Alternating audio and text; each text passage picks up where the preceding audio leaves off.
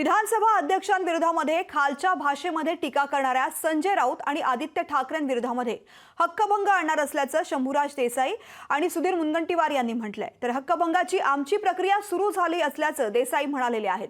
त्यावर चोराला चोर नाही तर हरिश्चंद्र बोलायचं का असा सवाल संजय राऊतांनी केलाय। चोरांना चोर नाही म्हणायचं तर काय म्हणायचं, हरिश्चंद्र म्हणायचं।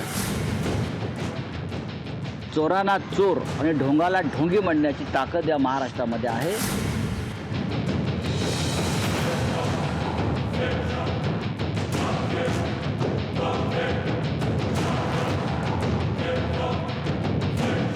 अपात्रतेच्या निकालानंतर विधानसभा अध्यक्ष राहुल नार्वेकरांवर संजय राऊतांनी बोचरी टीका केली।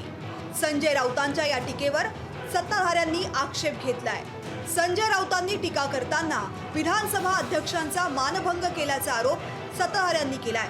त्यामुळे संजय राऊतांविरोधात हक्कभंग आणण्याची तयारी सत्ताधाऱ्यांनी केली आहे। अतिशय असंसदीय शब्दांचा वापर राऊतांकडनं झाला, आदित्य ठाकरेंकडनं झाला। न्यायपीठाचा विश्वास मेरिटवर तुमच्या विरोधात गेल्यानंतर तुम्ही जर त्यांच्यावरती अशी असंसदीय भाषेमध्ये, अवमानास्पद भाषेमध्ये तुम्ही ही टीका करता, ही गैरलागू आहे।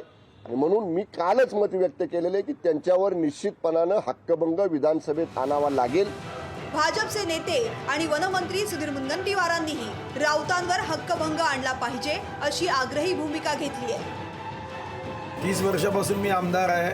हक्कभंगासाठी एकदम फिट केस आहे, पण हक्कभंग आणायचा की नाही हे तर मला वाटतं की सन्माननीय विधानसभा सदस्य ठरवतील, आणि ही केस यासाठी फिट आहे हे अनुभवातून मी सांगू शकतो। संजय राऊत हे टीका करताना बिनधास्त टीका करतात। यावेळी त्यांनी थेट विधानसभा अध्यक्षांनाच लक्ष केलंय। संजय राऊतांना कायद्याच्या कचाट्यात अडकवण्याची संधी हक्कभंगाच्या निमित्तानं सत्ताधाऱ्यांकडे चालून आली आहे। ब्युरो रिपोर्ट, लोकशाही मराठी, मुंबई।